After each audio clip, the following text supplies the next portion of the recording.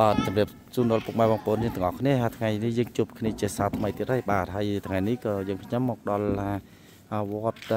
ខ្នោថ្មីម្ដងទៀតហើយបាទដើម្បីថតវីដេអូនេះសម្រាប់ចែកជូនពុកម៉ែបងប្អូនយើងអំពីទុកងធ្វើកំដល់ណាហើយបាទហើយឥឡូវអញ្ជើញពុកម៉ែបងប្អូនយើងចូលខាងក្នុងរូបទុកងដើម្បីយើងទស្សនាតាមមើលតើទុកងធ្វើដល់ណាហើយកោតស្បុកមុនហ្នឹងក៏យើងខ្ញុំក៏មកថតវីដេអូហ្នឹងសម្រាប់ចែកជូនពុកម៉ែបងប្អូនយើងទាំងអស់គ្នាហ្នឹងហើយឥឡូវយើងខ្ញុំក៏មកដល់តែម្ដងទៀតហើយបាទណាឥឡូវសូមជួយពុកម៉ែបងប្អូនយើងចូលខាងក្នុងដើម្បីទស្សនាតបាទឥឡូវយើងខ្ញុំក៏បានមកដល់ផ្លូវចូលទំងចូលរូងទំងហ្នឹងពុកម៉ែបងប្អូនហើយពេលនេះយើងខ្ញុំនឹងថតមកវីដេអូមកខ្លីហ្នឹងដើម្បីជូនដល់ពុកម៉ែបងប្អូនយើងទាំងអស់គ្នាឃើញថាលោកគ្រូប្រជាជននៅវត្តថ្មីហ្នឹងក៏គាត់ខំកសាងសាលាហ្នឹងប្រហែលឆ្នាំដែរក៏ប៉ុន្តែដូចជាខ្វះថវិកាអញ្ចឹងពេលនោះកសាងឃើញយ៉ាងយឺតតិចទេបាទហើយឥឡូវនេះឃើញថាឃើញផ្អាក់តិចសិនណាបាទឥឡូវនេះចាំតែថវិកានឹងចំនួនជួយដល់ទៀតទេទៅនឹងកសាងជាថ្មីបន្តទៀតបាទឥឡូវដូចជាឃើញទៅយើងមើលទៅឃើញដូចជាផ្អាក់សិនហើយដូចជាផ្អាក់មួយថ្ងៃយើងក៏អត់ដឹងដែរប៉ុន្តែឃើញថាកាលមុនប្រជាជនហ្នឹងក៏គាត់ថាបានបណ្ណាធ្វើប៉ុណ្្នឹងទេបាទកសាងនឹងខំតែកសាងដោយស្មោះត្រង់អញ្ចឹងហ្នឹងបាទហើយហេតុនោះហើយនៅខ្វះថវិកាអញ្ចឹងមិនគ្រប់គ្រាន់អញ្ចឹងបាទហើយយើងមើលទៅយើងឃើញថាចំណុចចង្វាត់ហ្នឹងក៏ដូចថាមិនបានភោគផលសម្បូរសម្បត្តិប្រហែលដែរយើងនិយាយទៅឃើញថាចំនួនចំណុចចង្វាត់ហ្នឹងឃើញតិចដែរបាទឥឡូវបន្តនេះយើងឃើញថាយើងចូលមកដល់រូបទងហើយបាទឥឡូវអញ្ជើញពុកម៉ែបងប្អូនយើងទស្សនាបន្តពីរឿងបាទនេះហើយគឺរូបទងរបស់វត្តថ្មីយើងណាពុកម៉ែបងប្អូនបាទហើយឥឡូវថ្ងៃនេះក៏ជាងមិនបានមកធ្វើដែរបាទមកទៅប្រហែលចាំដល់ថ្ងៃពេញបោហ្នឹងហើយជាងមកហ្នឹងនឹងចំណោះចង្វតទាំងអស់គ្នាមកលើកក្លាប់ទូហ្នឹងបាទពុកម៉ែបងប្អូនបាទហើយឥឡូវនេះធ្វើរូបរាងហើយចឹងហើយបាទមិនតាន់ដាក់ក្បាលទេបាទព្រៀងមកដល់ហើយនេះហើយគឺឡើងកំហើយស្រេចអញ្ចឹងណាពុកម៉ែបងប្អូនបាទនេះឡើងកំហើយរូបរាងឡើងមកស្អាតហើយពុកម៉ែបងប្អូនហើយហ្នឹងហើយគឺឡើងក្តារហក់ហើយជាមួយនឹងឡើងកំហើយអស់ហើយឥឡូវដាក់បន្ទោងហើយនោះនេះដាក់បន្ទោងហើយបាទហើយនេះហើយម៉ែបងប្អូនយើងមើលពីលើមើលតើឃើញទូកឃើញស្អាតនឹងរូបរាងមិនខ្លះហើយពុកម៉ែបងប្អូនយើងអាចខមមិននៅខាងក្រោមពុកម៉ែបងប្អូនបាទហើយថ្ងៃនេះក៏មកមិនបានជួបជាងក៏ធ្វើដែរពុកម៉ែបងប្អូនថ្ងៃនេះជាងគេឈប់ហើយបាទឈប់សម្រាកអីបាទដល់ថ្ងៃពីបោហ្នឹងគេមកឲ្យគេក្លាប់ទូកឡើងគេដើម្បីគេឈូបាតពុកម៉ែបងប្អូនបាទហើយមើលទៅដល់ថ្ងៃនោះហ្នឹងសម្រាប់ចិត្តថាដល់ថ្ងៃពីបោហ្នឹងមានតាអាចារ្យញោមវត្តហើយនឹងចំណោះចង្វត្តនៅស្រុកបាទណាហើយមកជួយកន្លះអញ្ចឹង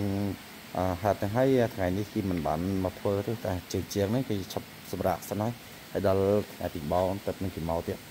បាទហើយយើងមើលទៅឃើញថាក្បាលទូកនិងកសែទូកអត់តាន់បានឡើងបានរូបរាងពុកម៉ែបងប្អូនបាទនៅតែអញ្ចឹងសិនហើយ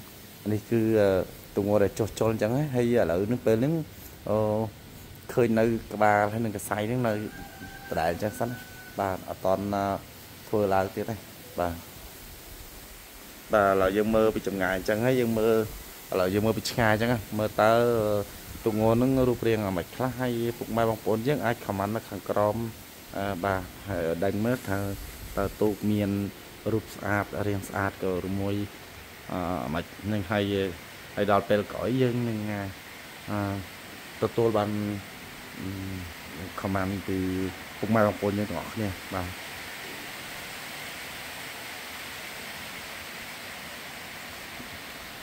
មួយថ្ងៃយើងខ្ញុំមិនបានមកហ្នឹងបាទមួយថ្ងៃហ្នឹងហើយខ្ញុំបានមកទេហើយឥឡូវគេធ្វើឲ្យអស់ចឹងហើយឥឡូវដល់ពេលថ្ងៃយើងដែលបានមកចឹងហើយគាត់ជាងគាត់មិនបានមកវិញបាទឥឡូវហ្នឹងថ្មីទេឥឡូវចាំដល់ថ្ងៃពេញបោហ្នឹងយើងហ្នឹងយើងទុកឱកាសហ្នឹងយើងមកយើងថតវីដេអូសម្រាប់ជូនពុកម៉ែយើងទស្សនាតាមមើលទៅក្លាប់ទូកហ្នឹងធ្វើអីខ្លះហើយឬមួយឈូបាតឬមួយធ្វើអីហ្នឹងយើងអត់តន់ដឹងបានទេណាបាទបន្តទៅខាងមុខហ្នឹងមើលតើជាងធ្វើរបៀបណាខ្លះ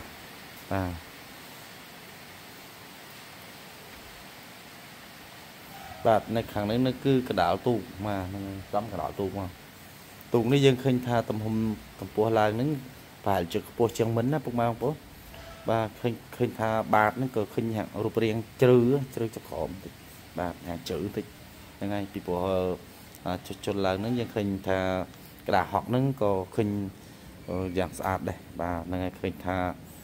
ក្តារហុកមកផ្ទាំងអញ្ចឹងវាឃើញសំរុំវាមិនមានថាតគុំថែមអីធ្វើ3-4លើកណាធ្វើអានេះឃើញថាមកផ្ទាំងអញ្ចឹងហ្នឹងគុំចូលមកបាទឃើញថាឃើញធំមកបាទដូចឃើញយើងថាមិនបាច់ថាទៅកន្លែងណាឆ្ងាយទេយើងវិលមកខាងនេះវិញណាយើងឃើញថាទូកចាស់ហ្នឹងក៏យើងឃើញថាលេខកដាហុកហ្នឹងមិនផ្ទាំងពុកបងប្អូនមើលទៅឃើញនេះឥឡូវយើងឃើញមុខបាទឃើញមុខតខាងលើប្រហែលជាប្រហែលបានហ៊ុនលើហ្នឹងបាទហើយ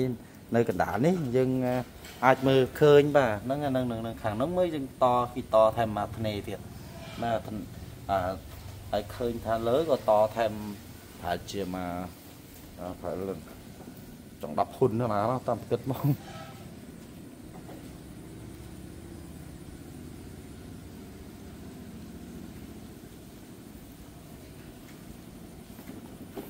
យើងមើលទៅឃើញនឹងគុំ2ណាបាទនៅខាងនោះគុំ2ផ្ទាំងហើយចំណែកទៅខាងនេះយើងមើលឃើញថាឃើញតែមកផ្ទាំងហើយពុកបងប្អូនបាទយើងឃើញតែមកផ្ទាំងហ្មងនេះយើងឃើញតែមកផ្ទាំងហើយគុំបាទហ្នឹងហើយគេជុលក្រោយនេះគេធ្វើបានតែមកផ្ទាំងហើយ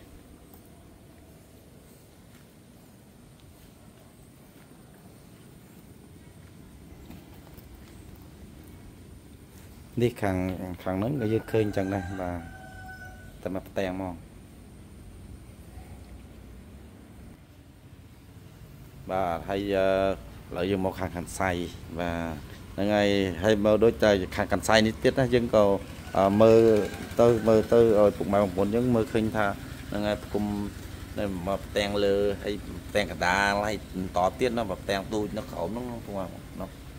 យើងមើលឃើញចឹងយើងដឹងថាអត់គុំ3ផ្ទាំងបាទហើយកដាដល់ពេលគុំចឹងទៅឃើញថាយើងចាត់ទុកដូចជាទូកមិនបានមួនណាពុកម៉ែបងប្អូនដូចว่าគុំច្រើនទៅវាធ្នេវច្រើនហ្នឹងហេតុនោះហើយយើងទៅឃើញដូចថាវាហាក់ស្ពឹកមកបាទបើដូចគេនេះតែមកផ្ទាំងណាហើយគេគុំតែផ្ទាំងយកមកនេះដល់នេះហ្នឹងណាឃើញមើលឃើញចឹងយើងដឹងស្រាប់ហើយយើងដឹងថាគុំតែមកផ្ទាំងធំមកបាទហើយយើងឃើញថាប្រគុំវាច្រើនផ្ទាំងអញ្ចឹងវាឃើញទូកវាតន់ណាពុកបងប្អូនហេតុនោះហើយប្រជាជននឹងប្រសក់នឹងចំណុះចង្វាត់ទាំងអស់គ្នានឹងអាចារ្យញឹមវត្តគាត់សម្រាប់ចិត្តថាចុះចុលឡើងបាទកោះក្តារហុកនឹងឡើងហើយឥឡូវថែមធ្វើថ្មីក្តារហុកថ្មីបាទហ្នឹងហើយធ្វើក្តារហុកថ្មីដើម្បីឲ្យទូកវារឹងថែមបន្តិចទៀតបាទហើយពេលនោះយើងឥឡូវយើងបន្តសំខាន់ថាទូករបៀបណាទេហើយដល់ពេលមើលទៅសាកល្បឿនទៅនឹងយើងដឹងថាទូកនឹងរឹងទៅរបៀបណាតន់ទៅរបៀបណាបាទហើយឥឡូវក៏យើងខ្ញុំក៏សូម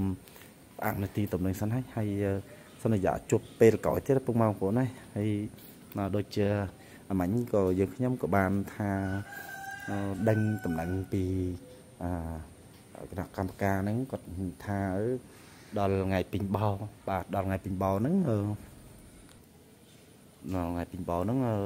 គាត់មកឡាតុបាទហើយពេលហ្នឹងយើងទៅយើងតាមដានបន្តទៀតបាទហើយឥឡូវយើងសូមជម្រាបលាពុកម៉ែបងប្អូនទាំងអស់គ្នាយើងក៏សូមជូនពរសុខភាពដល់ពុកម៉ែបងប្អូនយើងឲ្យបានសុខភាពមាំមួនបាទហើយរស់ស៊ីធ្វើការមុខរបរអីបានសម្រេចដោយក្តីប្រាថ្នាបាទឥឡូវសូមអរគុណសូមជម្រាបលាសន្យាថ្ងៃក្រោយទៀតជួបគ្នាជាថ្មីទៀតបាទឥឡូវយើងសូមអរគុណបាទ